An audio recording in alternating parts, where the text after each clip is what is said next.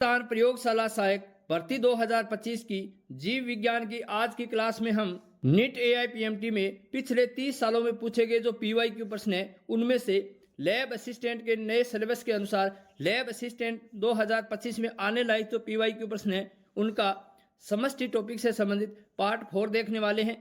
यह class lab assistant exam 2025 के लिए अति महत्वपूर्ण रहने वाली है। व्यापक आधार वाला आयु पिरामिड दर्शाता है। तो व्यापक आधार वाला आयु पिरामिड क्या दर्शाता है? वर्ग विशेष का उच्च प्रतिशत, युवा विशेष का कम प्रतिशत, एक स्थिर समष्टि, युवा विशेष का उच्च प्रतिशत। तो इस प्रश्न का सही उत्तर होगा युवा विशेष का उच्च प्रतिशत। अमरबेल या कसकुटा किसका एक उदाहरण है? तो अमरबेल किसका उदाहरण है? बाह्य परजीवी, प्रजनन परजीवी, परभक्षण, अंतः परजीवी। अमरबेल किसका उदाहरण है? इस प्रश्न का सही उत्तर होगा बाह्य परजीवी।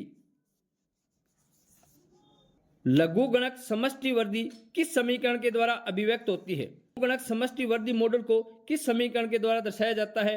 इस प्रश्न का सही उत्तर होगा dN/dt बराबर Rn K माइनस N/K। आयु संरचना का ज्यामितीय निरूपण किसकी विशेषता है? पारितंत्र, जैविक समुदाय, समष्टि या भूदर्श्य। आयु संरचना का ज्यामितीय निरूपण किसकी विशेषता है? तो इसका सही उत्तर होगा समष्टि। सर्वाधिक वृद्धि दर किस प्रावस्था में होती है? जीर्णन प्रावस्था, पश्च प्रावस्था, चरघाताकी प्रावस्था या स्थिर प्रावस्था। सर्वाधिक वृद्धि दर किस प्रावस्था में होती है? इस प्रश्न का सही उत्तर होगा चरघाताकी प्रावस्था। माइको किस एक का उदाहरण है? सहजीवी संबंध, बाह्य परजीवी, अंतः परजीवी या अपघटक। इसका सही उत्तर होगा सहजीवी संबंध। समान आवास या निकेत में स्थित दो जातियां अधिक समय तक एक साथ नहीं रह सकती है। यह कौन सा नियम है? तो किस नियम में यह बताया गया है कि एक स्थान पर दो जातियां अधिक समय तक नहीं रह सकती? एलन का नियम, गोस का नियम, डोलो का नियम, विद्यमान का नियम। तो इस प्रश्न का सही उत्तर होगा गोस का नियम। किसी समष्टि में बिना बाधा के जनन की क्षमता को क्या कहते हैं? तो कोई समष्टि है उसमें बिना बाधा के जनन की क्षमता है उसको क्या कहेंगे? जैव विभव, उपजाऊता, वहन क्षमता, जन्म दर। तो इस प्रश्न का सही उत्तर होगा जैव विभव। निम्न में से किस पादप में धसे हुए रंध्र पाए जाते हैं? कनेर, हाइडिल्ला, आम या अमरूद। तो धसे हुए रंध्र पाए जाना किसकी विशेषता होती है? मरुस्थल की।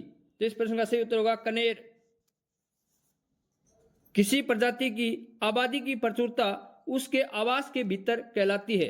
तो कोई जाति है उसकी अधिक संख्या है वो उसके आवास के भीतर क्या कहलाएगी? सापेक्ष घनत्व, क्षेत्रीय घनत्व, पूर्ण घनत्व, निकेत घनत्व।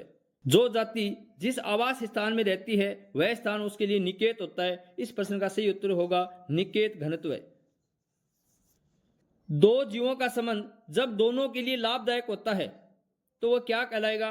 कॉलोनी, सहोपकारिता, सहभोजिता, अमेंसेलिज्म। दो जीवों का लाभदायक संबंध क्या कहलाएगा? इस प्रश्न का सही उत्तर होगा सहोपकारिता।